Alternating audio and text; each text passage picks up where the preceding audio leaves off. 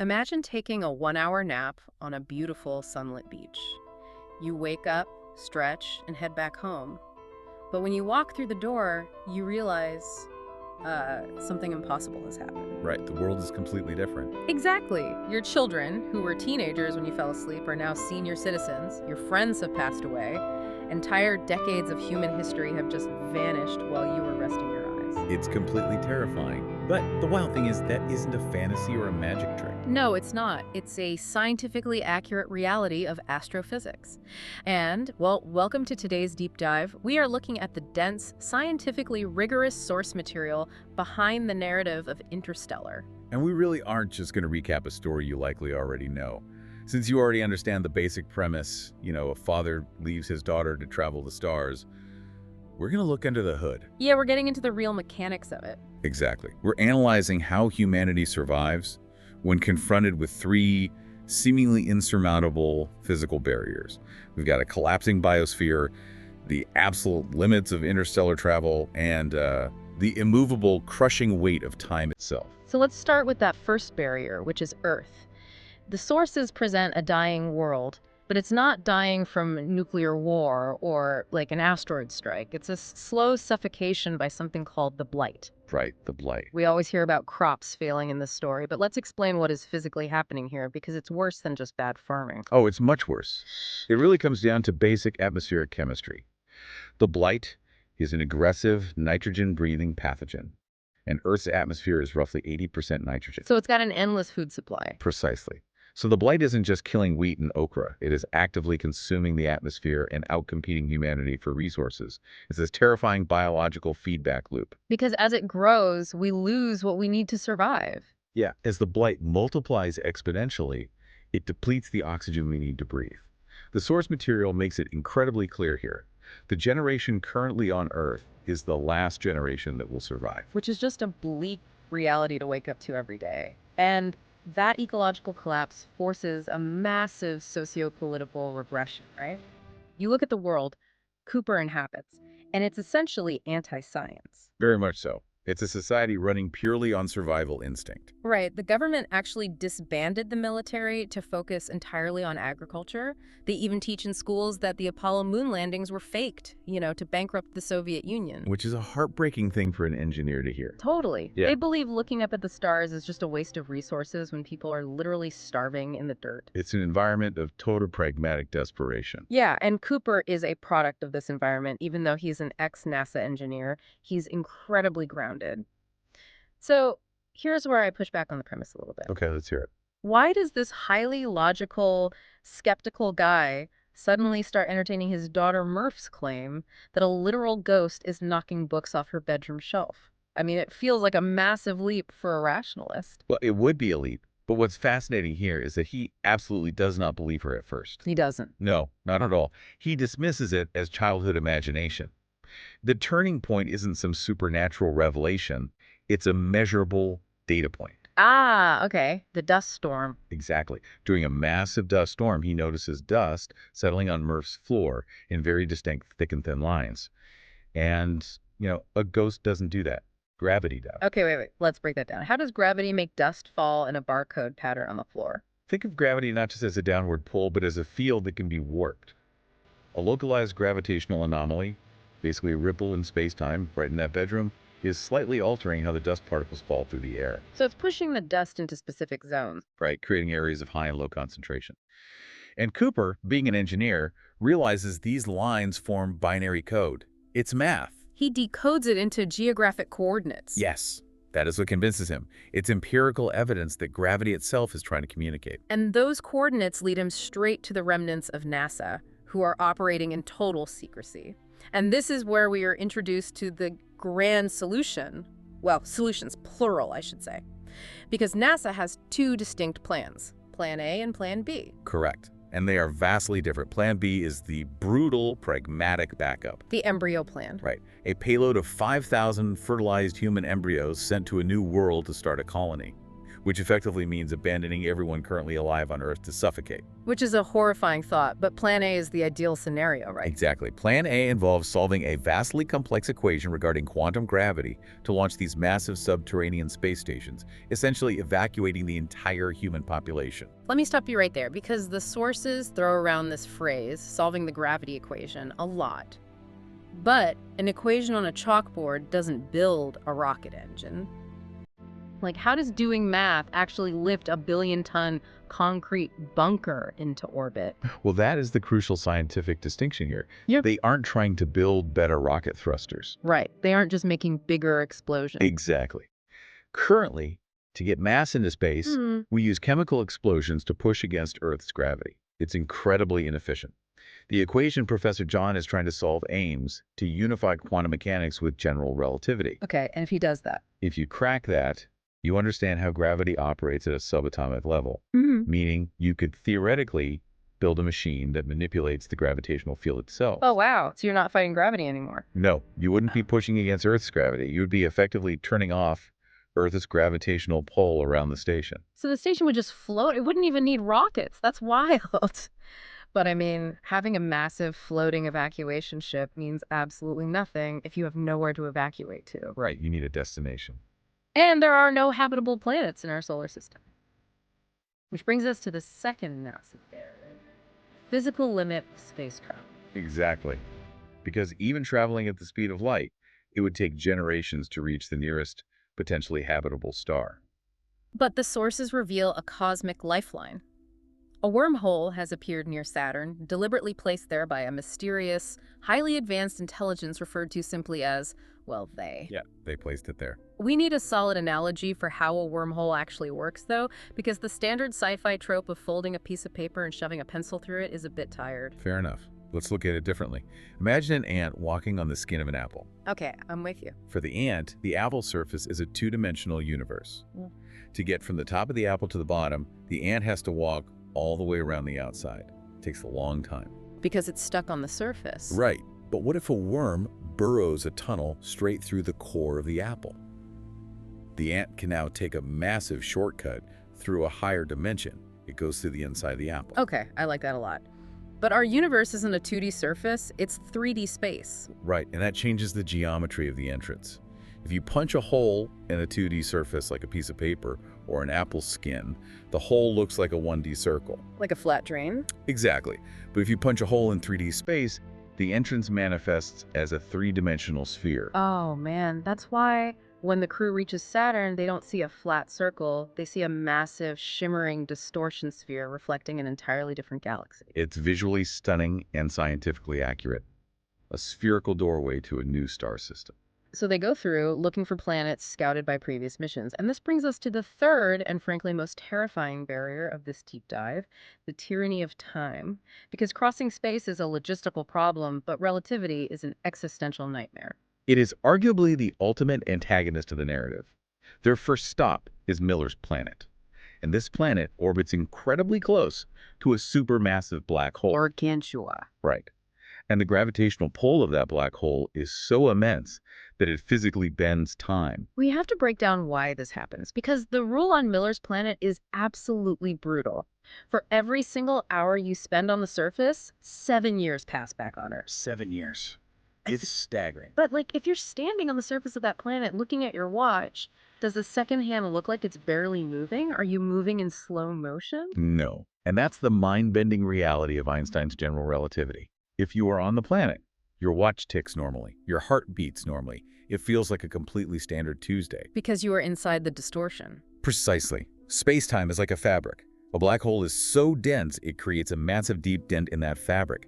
If you are down in that dent, the actual fabric of your reality is stretched. So a single second for you stretches out to cover a massive amount of flat time back on Earth. Yes. You don't feel slow. But if you had a telescope powerful enough to look back at Earth from that planet, you would see civilization fast-forwarding in a blur. The stakes couldn't be higher. And a catastrophic delay happens on that water world surface because of these massive tidal waves pulled by the black hole. Because, of course, the gravity is pulling the water too. Right, so they lose precious minutes, they lose a crew member, Doyle, and when they finally escape and dock back with the main station, the emotional toll of relativity just hits them like a freight train. It's devastating. They feel like they've been gone for maybe an afternoon. But they open the airlock, and their crewmate, Romilly, who stayed behind in orbit further away from the black hole, has aged 23 years. 23 years and 4 months, just waiting for them. It is the psychological devastation of relativity. And Cooper experiences it profoundly when he sits down to watch 23 years of video messages from Earth.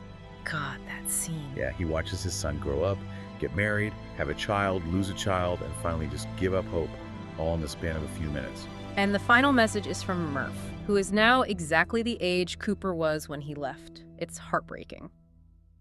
Now, all this psychological pressure really sets the stage for what happens next with Dr. Mann's planet. This is a fascinating pivot. It really is. Because up until now, the enemy has been physics, right? Gravity, time, alien biospheres. But suddenly, the enemy becomes human nature. It is a critical shift in the narrative's focus. Dr. Mann represents the evolutionary biology of self-preservation. From a biological standpoint, Plan B, saving the species via embryos while letting your own family die, is an incredibly difficult concept for the human brain to process. It goes against everything we're wired for. Exactly. We are wired by millions of years of evolution to protect our immediate tribe, our offspring, ourselves. And Mann faked the data on his icy, uninhabitable planet just so someone would come rescue him. He doomed the entire mission because he just couldn't bear to die alone. He is viewed as a coward, but you're saying it's deeper than that. It's the dark side of the survival instinct. You know, Cooper is driven by his intense love for his children. He wants to get back to them. Mann is driven entirely by an isolated ego. Right. Mann's betrayal isn't just a plot device. It's an exploration of whether humanity actually possesses the altruistic capacity to save itself, or if our evolutionary selfishness will be our ultimate filter. And Mann's selfishness literally blows up in his face. He damages the main space station and pulls them deep into the black hole's gravity well. They don't have the fuel to reach the final habitable planet, Edmund's planet, unless they execute a massive slingshot maneuver around the black hole. Which crucially requires dropping weight. Right. And here's where Cooper flips Mann's selfishness on its head. He detaches his own ship, plunging directly into the crushing darkness of the black hole so Dr. Brand has the momentum to escape. He sacrifices himself for the species. But he doesn't die. He falls into the Tesseract. And this is the concept I want us to really dissect, because the physics of the fifth dimension are incredibly hard to grasp. How is he suddenly floating behind the bookshelf of his daughter's childhood bedroom? To understand the Tesseract, we need to go back to our earlier dimensions analogy. Imagine a two-dimensional stick figure drawn on a piece of paper. That stick figure only knows forward, backward, left, and right. Right. It cannot comprehend up or down. It's trapped flat on the page. Exactly. Now, imagine you, a three-dimensional being, look down at that piece of paper. You can see the stick figure's entire world at once. If that piece of paper represented a timeline, you could see the stick figure's birth on the left side of the paper and its death on the right side simultaneously. Because you are existing outside its perception of time. Precisely. In the source material, the mysterious they who built the wormhole are actually human beings from the distant future who have evolved to exist in 5 dimensions. So they see time like we see the piece of paper. Yes. To them, time isn't an arrow moving forward. It is a physical space, like a canyon or a valley. The Tesseract is a 3D interface built inside a 5D space so Cooper can physically interact with time. That is wild. He isn't traveling back in time. He's simply walking to a different part of the room where the past is located. So he can look through the slats of the bookshelf and see Murph, but he can't break through the wall and hug her. Why can he only push books? Because fundamental forces operate differently across dimensions. The electromagnetic force which governs physical touch and light is bound to our 3 dimensions. It cannot punch through the timeline. But gravity is different. Right, gravity crosses over. Exactly. Gravity is a force that bleeds across all dimensions, including time. So Cooper realizes in that moment, he is the ghost. He was the anomaly manipulating the dust and the books all those years ago. Yes, and he has a very specific purpose. His robot companion, TARS, also survived the fall and has collected the elusive quantum data for the singularity of the black hole. The missing piece. Right. This is the exact data Professor John said was impossible to get without dying, It's the final piece of the gravity equation. But how does he transmit complex quantum mechanics across space-time to a girl in a bedroom? This is where the emotional core of the deep dive perfectly aligns with the hard science. Before he left, Cooper gave Murph a watch. The one he left on her shelf. Yeah. He uses gravity to subtly manipulate the second hand of that watch, encoding all the quantum data from the black hole into Morse code. It's the perfect interface. Yeah. The future humans couldn't communicate with Murph themselves because they have evolved too far past our understanding of space-time. They needed a tether. A bridge. Yes. The love between Cooper and Murph was the quantifiable metric that allowed Cooper to pinpoint that exact moment in the vast expanse of time. And it works. Murph, who is now a brilliant adult scientist, visits her childhood room, sees the watch ticking irregularly, and realizes what it is. She decodes the quantum data. She completes the equation. She unlocks the ability to manipulate gravity locally. Which means Plan A is successful. Humanity can float those massive stations right off the dying Earth. And once the transmission is complete, the tesseract collapses. Cooper is ejected back out through the wormhole and rescued near Saturn. And the reality check he gets when he wakes up is staggering. The doctor tells him he is chronologically 124 years old. But he hasn't aged a day since he fell into the black hole. Right. He steps out into Cooper Station, which is named after Murph, the savior of humanity, not him, and the environment curves up over his head like a giant cylinder. They mastered gravity. They survived. It's beautiful, but the emotional weight of relativity demands its final toll. Yeah, it does. Because of his time dilation, Murph is still alive, but barely. Cooper walks into a hospital room looking like a man in his 40s, and his daughter is an incredibly frail, elderly woman on her deathbed. It is a profound, deeply emotional resolution. The universe's physics exacted an unimaginably cruel tax on their relationship, but they still beat the clock. They did, and she tells him to go. She says he doesn't need to stay and watch her die. She tells him that Dr. Brand is still out there, alone, on Edmund's planet. Which brings a brilliant duality to the narrative's conclusion. Because neither plan failed. Earth's population was saved by Plan A, but out on Edmund's planet, Brand has found a breathable atmosphere. So she's setting up the colony. Exactly. She's setting up the incubation equipment for the 5,000 embryos. Plan B is also actively working. Humanity is surviving in the stars on two completely different fronts. It is just an incredible synthesis. We've unpacked collapsing biospheres, the geometry of wormholes, the brutal math of relativity, and a five-dimensional interface. It's a narrative where hard physics violently collides with human connection. But before we wrap up, what is your final takeaway from this deep dive? Give us something to chew on that we haven't touched upon yet. Well, if we look closely at the mechanics of the tesseract, it introduces one of the most famous problems in theoretical physics, the grandfather paradox, or more accurately here, a causal loop. Okay, lay it on me. If the they who built the tesseract are actually future humans, how did those future humans survive the blight in the first place to eventually evolve and build the tesseract? It's a bootstrap paradox. Wait. If Cooper needed the future humans to save him, but the future humans needed Cooper to save them who started the cycle. Exactly. Physicists call this a closed time-like curve. The information, the quantum data, has no absolute origin point. It just exists in an infinite loop of causality. That is mind-bending. Or there's the darker alternative. Perhaps in the original unaltered timeline, Plan A failed. Everyone on Earth suffocated. Only Plan B succeeded. Oh, wow. Those embryos evolved over millions of years into five-dimensional beings, looked back at their history, and decided to alter the past to save the earthbound humans they had originally left behind to die. That is absolutely mind-blowing. It completely changes how you view the entire mission. Like, did they alter a timeline, or were they just fulfilling an infinite loop? Think about that paradox the next time you're staring up at the night sky. The universe's timeline might be vastly stranger and infinitely more tangled than we can possibly imagine. Thank you for joining us on this deep dive. Keep looking up and keep questioning the nature of your reality.